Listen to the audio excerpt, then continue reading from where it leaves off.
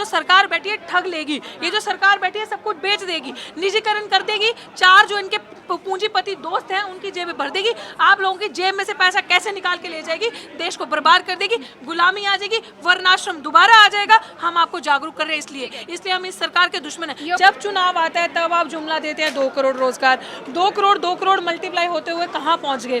तो अब आप कॉन्ट्रैक्चुअल सिस्टम ला रहे हैं। अल्टीमेटली यही है कि सरकार हर चीज़ से अपनी जिम्मेदारी से हाथ उठा रही है। सरकार का किसी भी चीज़ में कोई आपकी जवाबदेही ना हो, युवा क्या कर रहा है, कहाँ जा रहा है, देश की जीडीपी कहाँ जा रही है, इकनॉमी कहाँ जा रही है, बात करते हैं आप ट्रिलियन में इकनॉमी जा रहा है, हमारा इतना बढ़ रहा है, बट अल्टीमेटली हमारे पास कुछ नहीं है। सालों से ये चीज़ें चलती आ रही है, जो आई थिंक देर सवेर हुआ, लेकिन यूथ को आज रियलाइज़ हुआ कि हमारे साथ क्या हो रहा है। दैट्स अनफॉर्चुनेट कि प्रदर्शन ने बहुत वायलेंट मूव ले लिया कि ठीक है आपने चीज़ें जला दी, ट्रेन जला दिया। It could have been a peaceful protest, जो कि हम हमेशा मांग करते हैं कि किसी भी चीज़ का कोई भी सॉल्यूशन ये है कि आप पीसफुल प्रोटेस्ट से अपनी मांग कीजिए। आप आएँ, आप दिल्ली में गूंज करें, आप आएँ, आप जंतर मंतर पे बैठें, आप अपनी आवाज़ उठाएं। बट ठीक है, जब आपको अब ये चीज़ हो रही है ना कि बहुत सालों से चीज़ें चलती आ रही हैं, आप कब तक बर्दाश्त करोगे? पानी आपके सर के ऊपर चढ़ रहा है, जब आपको नज़र आ रहा है कि now you are feeling suffocated, this government is not listening you, अब आपका सब कुछ छीनती जा रही है। एक तो आपको सेना में भर्ती करना और 4 साल के लिए करना और कॉन्ट्रैक्चुअल सिस्टम लेकर आना, तो ये आज आपको दिखाए, यूथ को दिखा ये आज इस तरीके से कि आज कॉन्ट्रैक्चुअल सिस्टम कर दिया, आज हमारे पाँव के नीचे से ज़मीन खिंच रही है। 4 साल के बाद हमारा क्या?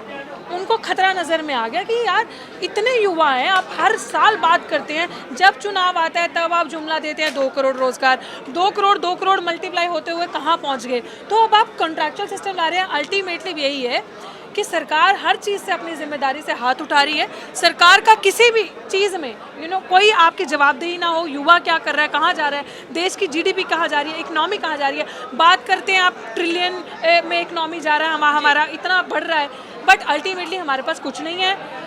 इट्स ऑल्सो अनफॉर्चुनेट कि हमारे देश के प्रधानमंत्री को जिम्मेदारी लेनी चाहिए और बोलना चाहिए कि ये मेरी विफलता है, मेरे पास आप लोगों को देने के लिए कुछ नहीं है, मैंने प्राइवेट प्लेयर्स को एंटर करवा के, मैंने पूंजीपतियों के हाथ में सब कुछ दे दिया, युवाओं का भविष्य खतरे में है और मेरे पास कुछ नहीं है। जिस तरीके से चीन आप देख रहे हैं अंदर घुस रहा है, अपनी दीवारें बना रहा है, बॉर्डर बना रहा है, अपने घर बना रहा है, साफ जाहिर होता है कि ये छोटा गेम नहीं है, ये बहुत अच्छे लेवल पे गेम हो रहा है। ये जो संघ के लोग हैं, आरएसएस के लोग हैं, जिनकी सरकार है, मैं नहीं कहती ये बीजेपी की सरकार है, मैं बार बार यही कहती हूँ ये संघ की सरकार है, ये उन लोगों की सरकार है। वो लोग बहुत अच्छी तरीके से बड़ी बड़ी कंपनियां जो चाइना के साथ भी इन्वॉल्व होके, उनके साथ भी इन्वॉल्वमेंट करके इस देश को बेचने का काम कर रहे हैं। इस देश की जवाबदेही उनके हाथ में ना रहे, किस तरीके से ये देश बर्बाद हो, ये उस चीज़ का काम हो रहा है।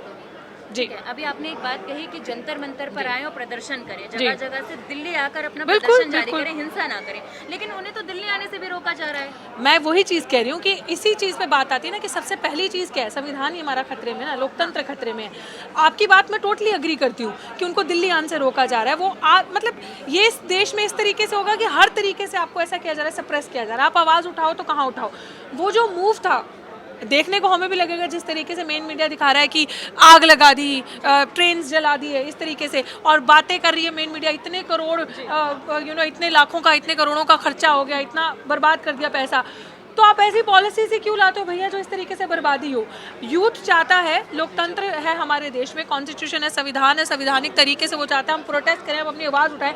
जंतर मंतर एक ऐसी जगह है कि जहाँ पे आप आवाज़ कर सकते हैं, दिल्ली कूच कर सकते हैं और अपनी आवाज़ उठा सकते हैं। जब आप उस जगह पे भी आने के लिए रोकेंगे, जो कि हो रहा है, सुनने में आ रहा है कि जो इंटरव्यूज़ आ रहे हैं, जो viral, yes that's what I am saying, जो चीज़ें वायरल हो रही है वहाँ पे आ रहा है कि हमें तो यहाँ तक भी आने नहीं दिया जा रहा। तो हमारे पास बचा क्या? तो उनके पास बचा जो उन्होंने अपना एंगल दिखाना था, अपना एक डिमॉन्स्ट्रेशन के थ्रू में उन्होंने इस तरीके से दिया। मीडिया उसकी अच्छाई बता रही है। क्या चीज़ अच्छाई बता रही है? अग्निपथ की अच्छाइयां गिना रही है मीडिया। मैं वही तो कह रही हूँ, मीडिया तो मोदी जी की भी अच्छाई बताती है। आप मुझे बता दीजिए 2014 के बाद से एक भी काम इस तरीके का किया हो मोदी जी ने जो अच्छा हो, आप मुझे बता दो।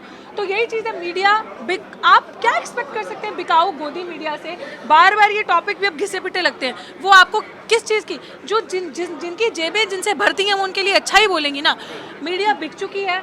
मीडिया अभी जो मेरे सामने मीडिया खड़ी है ना, चाहे ये चैनल हो गया वॉइस नेटवर्क, यही है ना आपके चैनल का नाम, चाहे बहुजन टीवी हो गया, लोकतंत्र, आई थिंक यही, I don't remember the name exactly.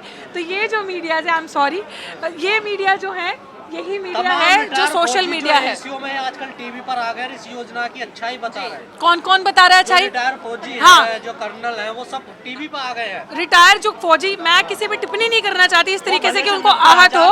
हाँ, उन जो वो पेंशन ले रहे हैं उनको कोई दिक्कत नहीं है, क्योंकि अपनी जेबें भर चुकी है, अपना काम हो चुका है। कहीं ना किसी तरीके से I can say it on record, बिना किसी डरे उनकी जेबें भर चुकी होंगी बीजेपी से, संघ से, इसलिए वो ये बकवास टीवी पे आके खुलेआम कर रहे हैं। और जिन चैनलों पे वो ये बातें कर रहे हैं वो चैनल भी किनके हैं ये भी ध्यान में रखने की जरूरत है। मगर अग्निवीरों के लिए जो अभी योजना बनाई है उसके बाद 4 साल बाद जब वो रिटायर हो जाएंगे, जो उनको कारपोरेट हाउस में जो है अच्छी नौकरियां मिलने का दावा किया जा रहा है। अच्छा, आपको तो ये भी दावा किया जा रहा था 2 करोड़ रोजगार मिलेंगे, आपको मिले 2 करोड़ रोजगार? आपको तो बड़े बड़े दावे किए जा रहे थे कि मोदी जी की तरफ से make in India, new India, digital India. क्या हो रहा है आपके पास? नौकरी है?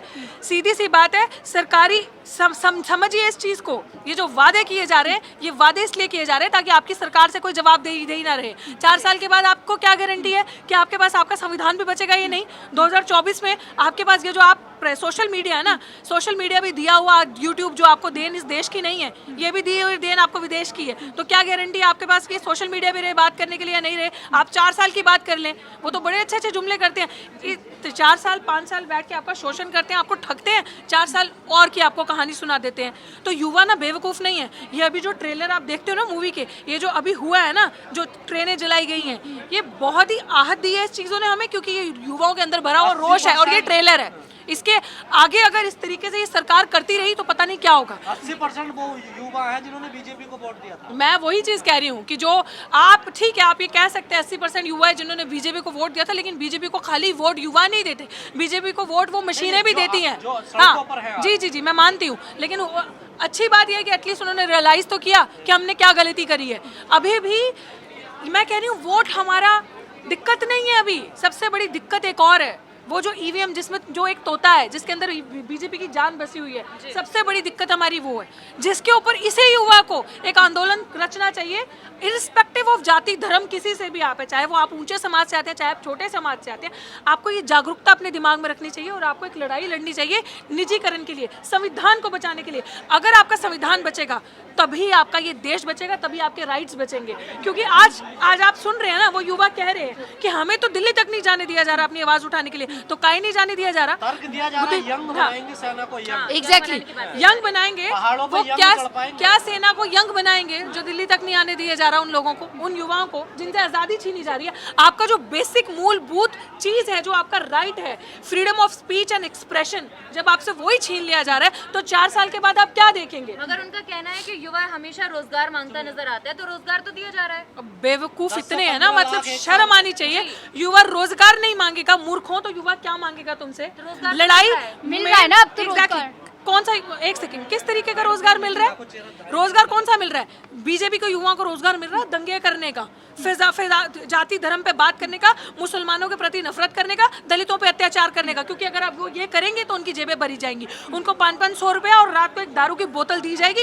ये रोजगार मिल रहा है। जो युवा, अगर रोजगार मिल रहा होता तो जिस तरीके से अभी युवा भड़का है और रेलें जल रही हैं और जिस तरीके से देश के अंदर देश की इतनी बदनामी हो रही है, बाहर के लेवल पे देश का इतना बुरा हाल हो रहा है, वो नहीं हो रहा होता।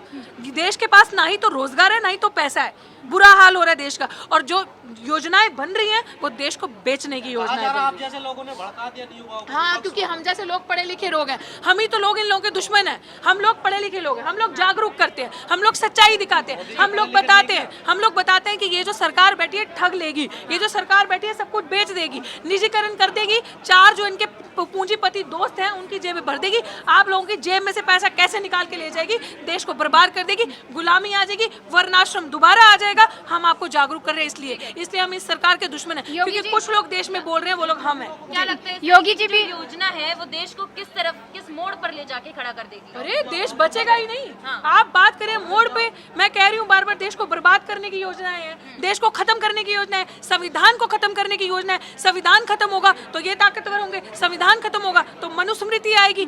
2 ही वाद है इस देश में, एक ब्राह्मणवाद एक मनुवाद। मनुवाद बढ़ेगा मनुवाद बढ़ेगा तो जो 3% लोग हैं जिनका सब सारी जगहों पे कब्जा है, सारे संसाधनों पे कब्जा है, उन लोगों का राज बढ़ेगा। अगर आप मांग करेंगे कि हाँ जी हमें जातिगत जनगणना करनी है, बहुजनों का अधिकार कहाँ है, अब दलित का बच्चा या पिछड़े समाज का बच्चा मेरी तरह मुखर होकर अगर आगे आके बोलता है 4 किताबें पढ़कर, तो यही तो बंद करना है ना।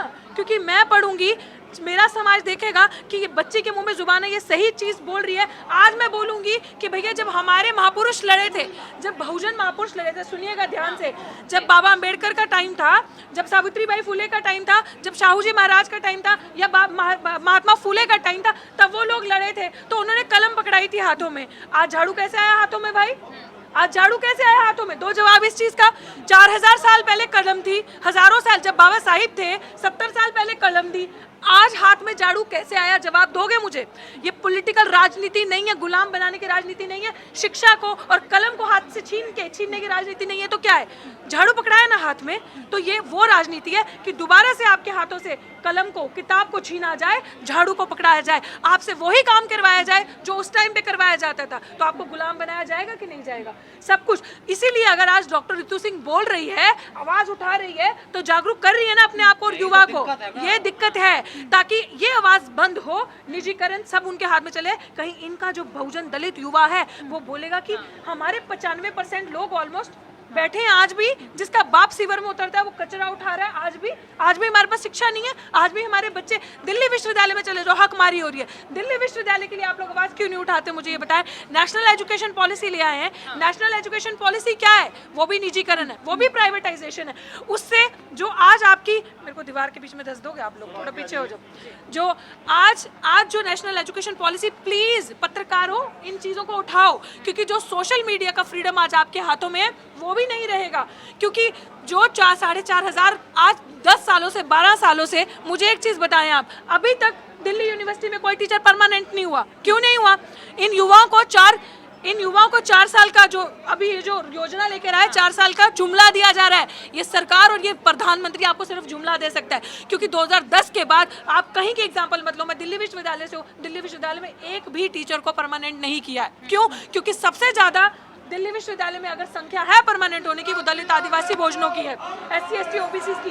ये चाल नहीं तो क्या है? हकमारी नहीं तो क्या है? दिल्ली यूनिवर्सिटी से अभी पूछे जाके, एक FIR दर्ज हुई है इतने सालों में, दिल्ली यूनिवर्सिटी की प्रिंसिपल पे 100 सालों में SC ST पे मुकदमा हुआ। अभी डॉक्टर रतनलाल यहाँ पे खड़े थे, 3 दिन के लिए, 3 दिन के अंदर उनको गिरफ्तार कर ली गया एक टुच्ची सी स्टेटमेंट पे, जो कि अभी हुआ भी नहीं है प्रूफ कि वो शिवलिंग थे कि नहीं थे। आपने गिरफ्तार कर लिया, करिए उस प्रिंसिपल को गिरफ्तार जो पूरा फ्रॉड और फ्रॉडरी करके बैठी है, करिए।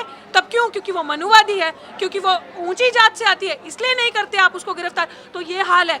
मैं बस यही आप लोगों को कहना चाहूंगी, अपनी हकमारी मत कीजिए, मत होने दीजिए, जागरूक रहिए, आवाज उठाइए, सड़कें भरिए। सरकार नौकर है आपकी। मतलब जो आप MLA 131 लोग बैठे हैं आपके रिप्रेजेंटेटिव इस समय पावर में, क्या है वो? क्यों नहीं बोलते?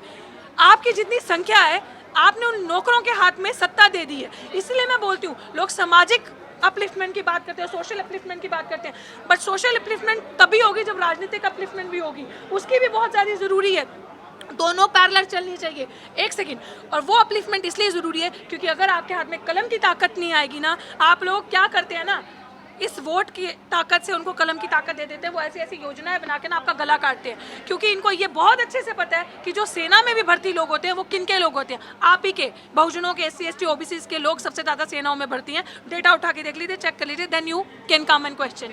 नेशनल दस्तक की आपसे गुजारिश है कि अगर इसको बचाना चाहते हैं तो नेशनल दस्तक को सब्सक्राइब करने के लिए रेड कलर के सब्सक्राइब बटन को दबाएं, फिर बेल आइकन की घंटी दबाएं। नेशनल दस्तक को बचाने के लिए बहुत जरूरी है कि हर खबर को शेयर करें, लाइक करें, कमेंट